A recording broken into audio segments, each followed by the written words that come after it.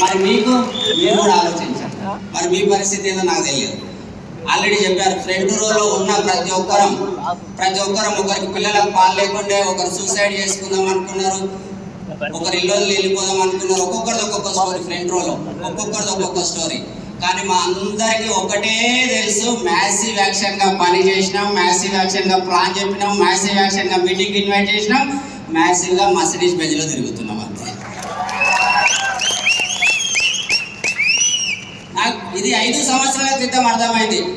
నాకు గౌరవం కావాలి, పైసలు ఉంటేనే గౌరవం వస్తుంది. దొంగతనంగా సంపాదిస్తే ఎవరు గౌరవం ఇవ్వరు, ముంగట గౌరవం ఇస్తారు.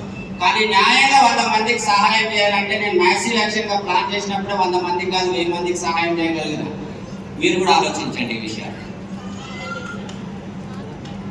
ఇంకోటి, నా కష్టాలు ఉన్నాయని నేను ఇంట్లో వండుకుని మాత్రం నేను సక్సెస్ కాకుండా నాకు ఛాలెంజెస్, ఈరోజు కూడా నాకు ఛాలెంజెస్ ఉన్నాయి. నేను ఛాలెంజెస్ ఈరోజు ప్రజెంట్ కూడా నాకు చాలా ఛాలెంజెస్ ఉన్నాయి. వేరే అంటే పర్సనల్గా కాదు, వేరే అప్పుడే పర్సనల్ ఛాలెంజ్, ఇప్పుడు వేరే ఛాలెంజెస్ ఉన్నాయి. నాకు అన్నిటికీ ఒకటే సమాధానం, మీలాంటి వాళ్ళను నేను ఇంకో 1,00,000 మందిని తీసుకొస్తాను డిసైడ్ అయి పని చేస్తున్నాను.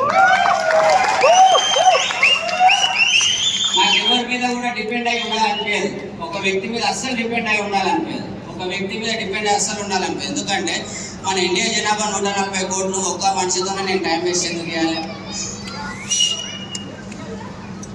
కొందరితోనే నేను టైం వేస్ట్ ఎందుకు చేయాలి. నేను ఇంకో వ్యక్తి నాకు సోషల్ మీడియా ఉంది, నాకు వాట్సాప్ గ్రూప్ ఉంది, నా దోస్తులు ఉన్నారు, ఇంకో ఊరు. నాకు ఒక్కొక్కసారి అనిపిస్తుంది, అరే మన తెలంగాణలో 23 డిస్ట్రిక్ట్లు, కొత్తగా డిస్ట్రిక్ట్లు, ఒక్కొక్క డిస్ట్రిక్ట్లో నెల రోజులు రెండుకుంటే నాకు 23 జిల్లాలలో 23 డిఎస్డీలు తీయవచ్చు అనిపిస్తుంది నాకు. కొంతమంది రాకుండా మ్యాసివ్గా పని చేయండి, మ్యాసివ్గా పని చేస్తే తొందరగా కష్టాలు పోతాయి. కష్టాలు ఉన్నాయని చెప్పుకుంటూ తిరిగితే సింపతి, నాకు అప్పుడు అర్థం 5 ఏళ్ల క్రితం, సింపతి కోసం అలవాటు పడితే మనం సక్సెస్ కాదు. ఓన్లీ కష్టపడితేనే మన కష్టం మనకు కష్టాలను తీరుస్తుంది, కానీ వేరే ద్వారా తీరదు. కాబట్టి మనం పని చేయడానికి మాత్రం వెనక జరుగుతుంది. ఓకేనా? హిందీ ట్రాన్స్లేషన్.